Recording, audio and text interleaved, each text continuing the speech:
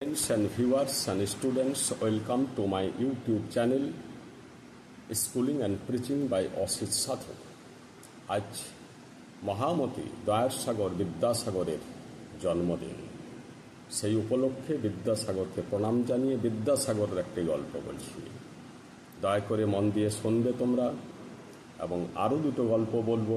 দয়া করে একটু হাসবে, মানে কমেন্টে হাসির একটা কথা বলবে, ঠিক আছে?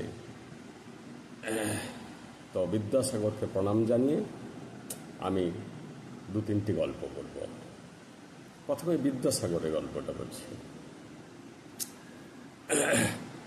দেশের জমিদার ঘোষণা করলেন যে ব্যক্তি প্রচণ্ড খাদ্যরসিক মানে সমজদার, খাদ্যের সমজদার, অর্থাৎ খাদ্যের সঠিক বিচার করতে জানে। খাদ্যের মধ্যে যদি রান্নার মধ্যে যদি কোথাও ভুল থাকে অথবা খুব ভালো হয়, তাহলে সেটা যেন সে মূল্যায়ন করতে পারে সঠিক, সেরকম এক ব্যক্তি ওই অঞ্চলের মধ্যে পরিচিত ছিলেন যে উনি খুব খাদ্যরসিক। তো জমিদারকে জানালেন, তার জমিদারের সহচররা, ওই লোকটার কি একটা নাম আছে, নামটা আমার এই মুহূর্তে খেয়াল পড়ছে না। তো জমিদার বললেন, ঠিক আছে, ওই লোকটাকে নিমন্ত্রণ করো। ওনাকে নিমন্ত্রণ করা হলো। খাদ্যরসিক এবং শয়ন রসিক, ভোজন রসিক এবং শয়ন রসিক। তো রাজা একজন ভোজন রসিক এবং শয়ন রসিককে খাওয়াবেন, তার জন্য রাজার প্রচণ্ড আয়োজন করলেন। বহু দূর থেকে খুব মূল্যবান খাবার, যত সব দামি দামি খাবার আছে, খুব সুস্বাদু খাবার আছে, সব তিনি আনা করলেন, নিয়ে এলেন, রান্না করলেন, এবং তার সাথে একটা শয্যা নিয়ে এলেন, প্রচণ্ড আরামপ্রদ শয্যা। তো সেই ব্যক্তি এলেন, তাকে খাওয়া দাওয়া করানো হলো। ভুরি ভোজন যাকে বলা হয় করানো হলো, কোনো খাবার বাদ নাই। রাজবাড়ির খাবার, জমিদার বাড়ির খাবার। তারপরে রাজার একটা চ্যালেঞ্জ আছে যে নাকি খুব ভোজন রসিক, এ সামান্য ভুল থাকলেও ধরে নিতে পারে। তো লোকটার খাওয়া দাওয়া হয়ে গেল এবং নিদ্রা হয়ে গেল। তারপর বিকালবেলায় রাজা ডেকে পাঠালেন। জিজ্ঞাসা করছেন, বলছে, তুমি বলো আমার খাদ্য কেমন হয়েছে, রান্না কেমন হয়েছে, বা জিনিসপত্র যেসব আইটেম দিয়েছিল সেগুলোর তোমার কেমন পছন্দ হলো। যথার্থ মূল্যায়ন, কারণ তুমি খাদ্য রসিক বলে খুব পরিচিত আছো এই রাষ্ট্রে। তখন ওই ব্যক্তি বলছে আপনার খাবার ঠিক নাই, আপনার খাবার ঠিক নাই। রাজা আশ্চর্য হয়ে গেল।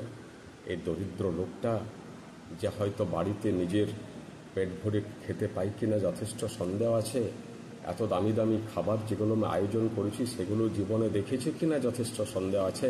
সেই ব্যক্তি বলছে আপনার খাবার ঠিক নাই। রাজা জিজ্ঞাসা করলেন, কোন খাবারটা? লোকটা বলছে, একেবারে আসল খাবার। কোনটা? ওই যে অন্ন, ভাত ঠিক নাই। বলছে, ভাতে কি হলো? বলছে, ভাতে ডেড বডির গন্ধ পাওয়া যাচ্ছে, মরার গন্ধ পাওয়া যাচ্ছে। রাজা অবাক। রাজা তখন যে সব লোক চাষ করে তাদেরকে ডেকে পাঠালেন। বললেন, হ্যাঁ বলো তো, এই লোকটা যে বলছে ভাতের মধ্যে ডেড বডির গন্ধ, এটা কি করে হলো? এটা কি সঠিক? তখন এই চাষি বলছে, জানেন জমিদার বাবু, এই চালটা যেখান থেকে এসেছে, যে ধানটা এখান থেকে এসেছে, ওই মাঠটা একটা শ্মশানের ধারে অবস্থিত। তাই মরার গন্ধ হয়তো উনি পেয়েছেন, কারণ উনি তো খাদ্য রসিক, সমজদার ব্যক্তি। রাজা অবাক হয়ে গেলেন, বললেন, সত্যি তুমি খাদ্যের সমজদার, খাদ্য রসিক। তারপর জিজ্ঞাসা করলেন যে তোমার নিদ্রা কেমন হলো? আমার এই পালঙ্কের মধ্যে, আরামপ্রদ পর্যঙ্কের মধ্যে তোমার দিবানিদ্রা কেমন হলো?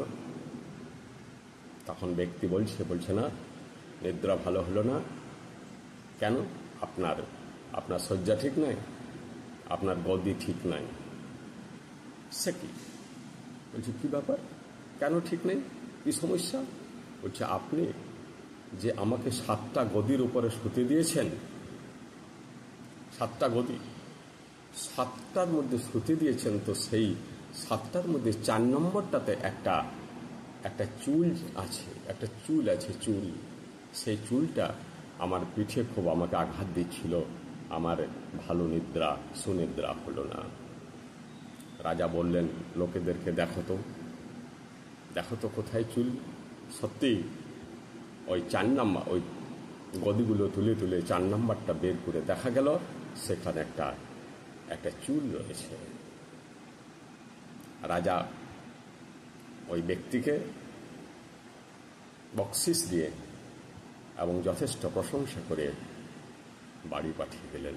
বললেন, সত্যি তুমি খাদ্যরসিক এবং শয়ন রসিক। এটা হয়ে গেল একটা গল্প। 2 নম্বর আরেকটা গল্প বলছি। এটাও হাসির গল্প, কিন্তু হাসতে হবে, কমেন্টে হাসতে হবে,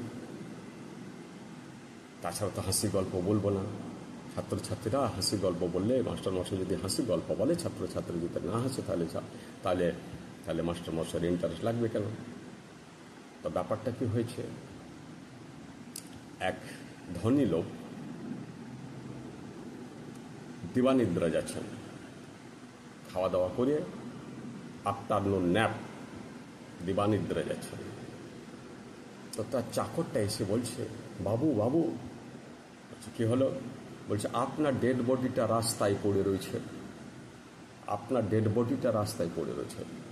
বাবু চমকে উঠলেন, বিছানা থেকে উঠলেন, বসলেন। বলছেন, সে কি, আমার ডেড বডি, আমাকে কে মারবে? এত সাহসকার হয়ে গেল, আমার এত জনবল, এত অর্থবল, আমাকে কে হত্যা করবে? বলছে, বলো ওর মুখটা কিরকম? বলছে, আপনার মুখটা তো গোল, ওর মুখটা লম্বা। বলছে, ওর চেহারাটা কিরকম, রং কিরকম? বলছে, আপনি তো কালো, ওটা একটু পরিষ্কার।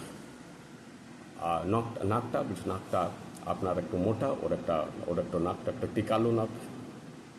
এইভাবে কিছু পার্থক্য দেখা গেল। দাদা তখন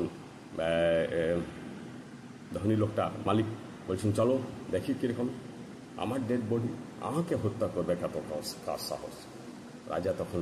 রাজা নয়, ধনী লোকটা তখন যাচ্ছেন, ছুটে যাচ্ছেন। তখন ওনার স্ত্রী এসে বলছে, তুমি কোথায় যাচ্ছ? বলছে, কেন, তুমি শুনলে না, আমাকে মার্ডার করেছে, আমার ডেড বডিটা রাস্তায় পড়ে রয়েছে। তখন স্ত্রীটা বলছেন, তুমি তো বেঁচে রয়েছ, তোমার ডেড বডি কি করে অন্য জায়গায় থাকবে, তুমি তো বেঁচে রয়েছ। রাজা তখন হাঁ হয়ে গেলেন, ধনী ব্যক্তি তখন হাঁ হয়ে গেলেন। বাস্তব গল্প, কিন্তু গল্প তো বটে। আরেকটা বলছি, এক ব্যক্তি খুব চালাক। তো উনি একদিন একটা দূরে যাবেন, একটা ট্রেন স্টেশনে এসেছেন, প্ল্যাটফর্মে দাঁড়িয়ে আছেন, ট্রেন এলো। তিনি ভাবছেন যে সিট একটা চাই, একটা সিট অবশ্যই চাই, কারণ লম্বা রাস্তা, 7 ঘন্টা রাস্তা ছিল, অনেক একটা স্টেশন বটে, সেখানে উনি নামবেন। তো ট্রেনটা এসে যখন দাঁড়ালো, দেখলে প্রচণ্ড ভিড়, বসার সিট তো নাই, দাঁড়াতে ভালো করে সোজা হয়ে দাঁড়াতেও পারা যাবে না, প্রচণ্ড মারামারি করে এখানে উঠতে হচ্ছে। তখন উনি কি বলছেন? তখন উনি চিৎকার করে বললেন, সাপ সাপ সাপ সাপ, বিষধর সাপ, বিষধর সাপ। ব্যাস, সব প্যাসেঞ্জার নেমে গেল, সমস্ত প্যাসেঞ্জার নেমে গেল, কম্পার্টমেন্ট ফাঁকা হয়ে গেল। ব্যাস, উনি যা চেয়েছিলেন তাই হয়ে গেল। উনি এবার কি করলেন, একটা ভালো দেখে সিট পছন্দ করে একটা নিজের ওই ব্যাগগুলোকে বালিশ করে উনি ঘুমিয়ে পড়লেন। 7 ঘন্টা রাস্তা, একটা ঘুম ভালো হবে, উনি ঘুমিয়ে পড়লেন। তারপর 7 ঘন্টা পর জেগে দেখলেন ঘড়িতে 7 ঘন্টা পেরিয়ে গেছে, ট্রেন দাঁড়িয়ে আছে, কম্পার্টমেন্ট দাঁড়িয়ে আছে। তখন জানলা থেকে একজন লোককে জিজ্ঞাসা করছেন, দাদা এটা কি সমস্তিপুর রেল স্টেশন? সমস্তিপুর। বলছে না, উনি চেপেছিলেন, আসলে উনি চেপেছিলেন হাওড়ায়, ধরে নিন হাওড়ায়, আমার ওটা খেয়াল নেই, হাওড়ায় চেপেছিলেন। তো জিজ্ঞাসা করছেন বাইরের লোককে জানলা থেকে ট্রেনের, বলছে দাদা এটা কি সমস্তিপুর রেলওয়ে স্টেশন? তখন ওই লোকটা বলছে না, এটা সমস্তিপুর নয়, এটা হলো হাওড়া। বলছে হাওড়া? সে কি, আমি তো হাওড়াতেই চেপেছি। বলছে হ্যাঁ, জানেন কি ঘটনাটা ঘটেছিল জানেন? এখানে এই কম্পার্টমেন্টটাতে একটা সাপ চেপে দিয়েছিল, তো সাপের ভয়ে সব প্যাসেঞ্জার নেমে যায়। আপনি হয়তো নামেন নাই, কিন্তু সব প্যাসেঞ্জার নেমে গেছে। আপনি হয়তো শোনেন নাই খবরটা, সব প্যাসেঞ্জার কিন্তু নেমে গেছে। এখন কি হলো, ড্রাইভার বা ট্রেন কর্তৃপক্ষের কাছে খবরটা গিয়েছিল যে এখানে একটা সাপ চেপেছে। তখন কি করেছে ট্রেন অথরিটি, এই কম্পার্টমেন্টটা খুলে বাকি ট্রেনটা চালিয়ে নিয়ে চলে গেছে। অর্থাৎ এটা হাওড়াতেই থেমে আছে। অতি চালাকের গলায় দড়ি। 3টি গল্প বললাম, দয়া করে আমাকে লাইক দেবে, কমেন্ট দেবে এবং সাবস্ক্রাইব করবে। বিদ্যাসাগরকে তার জন্মদিনে আবার আমি সহস্র কোটি প্রণাম জানাচ্ছি। থ্যাঙ্কস।